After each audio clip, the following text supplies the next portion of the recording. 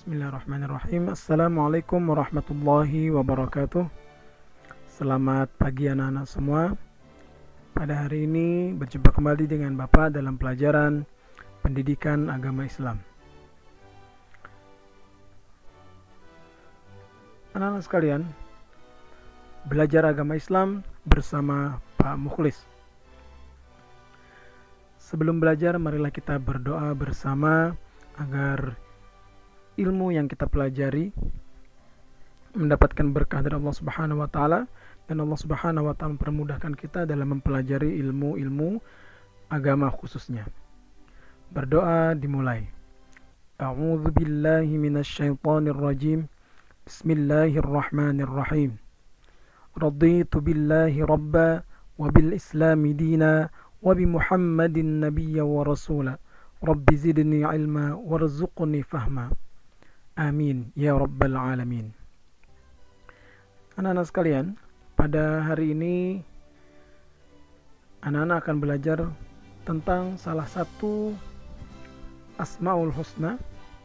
Nanti kita akan jelaskan apa itu Asmaul Husna. Dan kemudian di akhir daripada pembelajaran ini anak-anak nanti akan diminta untuk menjawab beberapa pertanyaan terkait dengan Asmaul Husna yang kita pelajari pada hari ini. Anak-anak Bapak yang baik yang sedang belajar di rumah, apakah itu Asmaul Husna?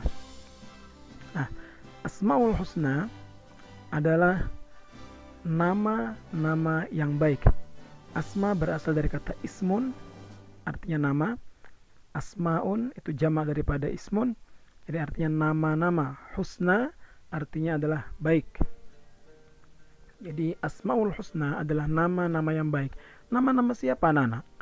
Nama daripada Allah Subhanahu wa taala. Ada berapa jumlah Asmaul Husna?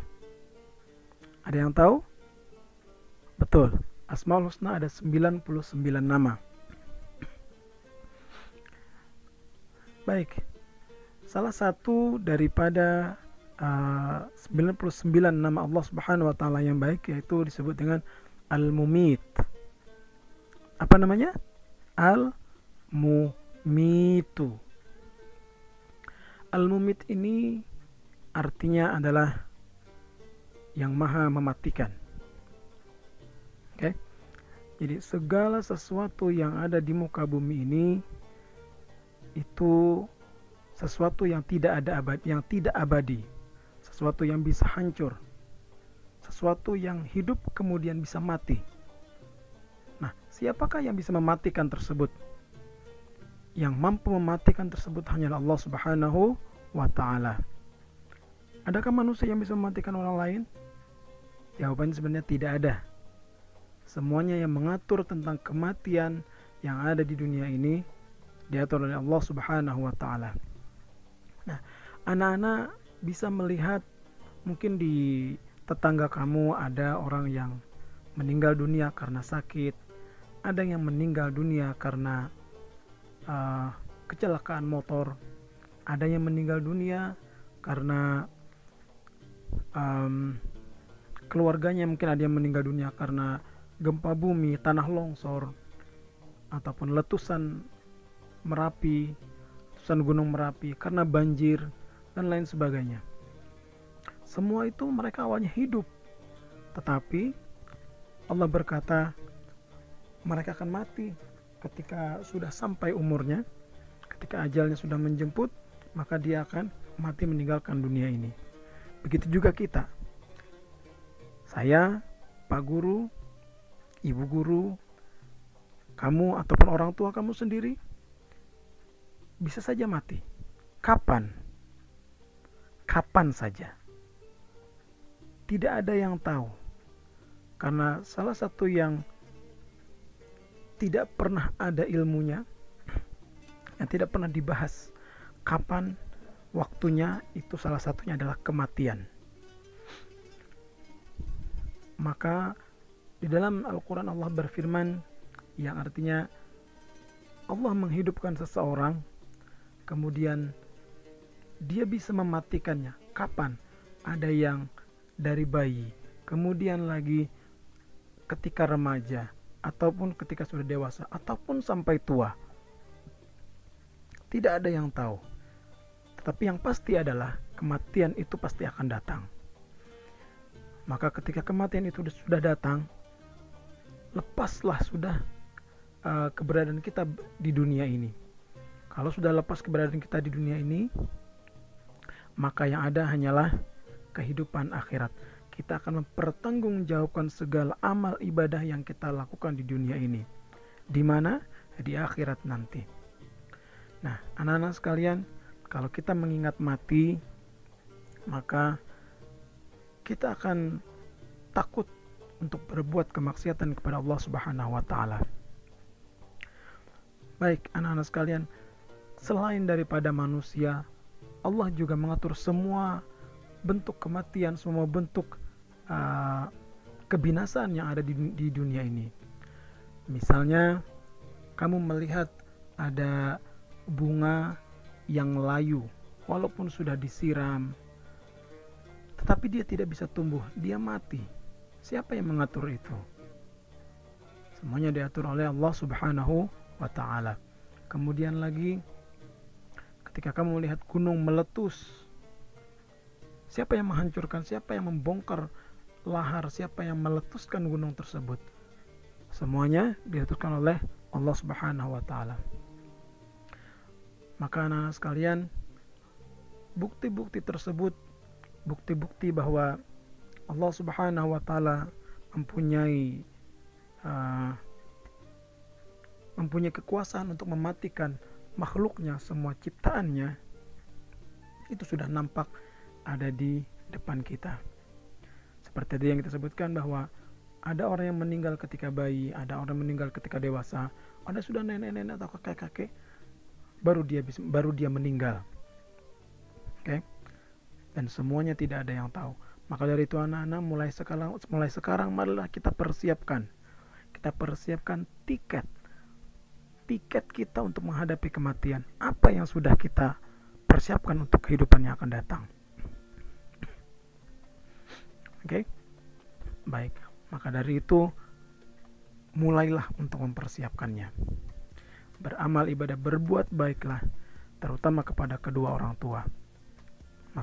Orang tua kamu masih hidup kan ya? Alhamdulillah kalau yang masih hidup. Kalau yang sudah meninggal, banyak-banyaklah untuk mendoakan mereka. Anak-anak semua yang ada di rumah, dengan mengetahui bahwa Allah Subhanahu wa ta'ala mempunyai kekuasaan untuk mematikan setiap orang, menghancurkan, membinasakan setiap makhluk yang ada di muka bumi ini, maka sadarlah akan tujuan kita berada di dunia ini. Baik, anak-anak semuanya. Nah, setelah tadi ada sedikit penjelasan tentang Asmaul Husna, yaitu Al-Mumit, maka berikut adalah sebagaimana kamu bisa memahaminya. Berikut adalah pertanyaan-pertanyaan yang akan kamu jawab. Nanti tulis di buku pertanyaannya, kemudian tulis jawaban benarnya saja. Tulis soalnya, tulis pertanyaannya, dan tulis jawaban benarnya saja. Tidak perlu semua jawaban ABC-nya ditulis, tidak perlu semuanya, tetapi tulis salah satu jawaban yang benar. Kalau misalnya jawabannya A, maka jawaban A saja kamu tulis. A, nama-nama yang keren. Misalnya seperti itu. Kalau misalnya B, berarti B saja yang kamu tulis dan keterangannya. Baik, soal yang pertama. Asmaul Husna memiliki arti. Jadi ditanyakan adalah arti daripada Asmaul Husna. Kamu boleh mendengarkan kembali video ini, ataupun kamu bisa cek di buku agama kamu pada bab yang kedua.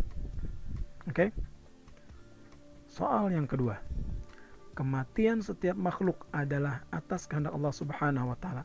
Pernyataan ini adalah arti bahwa Allah bersifat A. Al-Hayyu, B. Al-Qayyum, C. Al-Mumit, atau D. Al-Ahad. Pilih salah satu dari 4 jawaban ini. Salah satu saja ya. Soal yang ketiga. Kehancuran alam atau makhluk terjadi karena adanya kenapa alam atau makhluk itu bisa hancur atau bisa mati? Kehendak siapakah?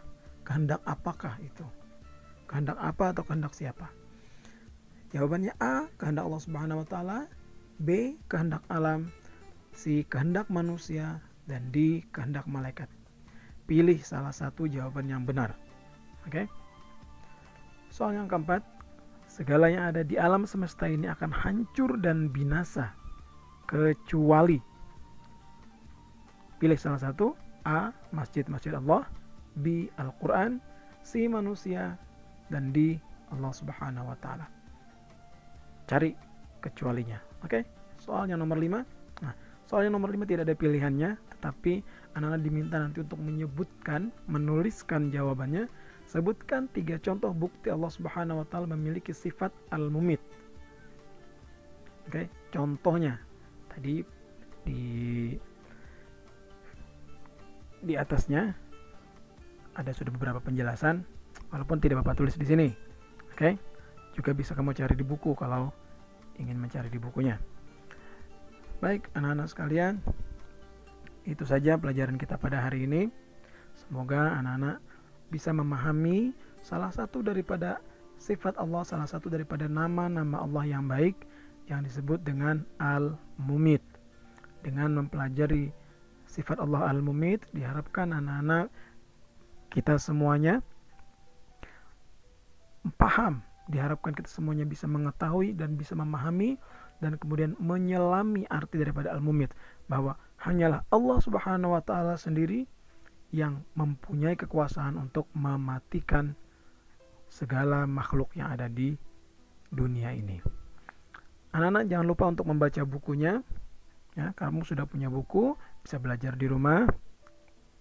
Karena penjelasan yang singkat ini tidak akan terlalu banyak memberikan penjelasannya, tetapi kamu bisa mendapatkan penjelasan yang lebih lagi melalui buku-buku bacaan yang ada di tangan kamu, yang ada di tempat kamu. Oke? Bapak minta maaf kalau ada salah dan khilaf. Akhirul kalam. Assalamualaikum warahmatullahi wabarakatuh.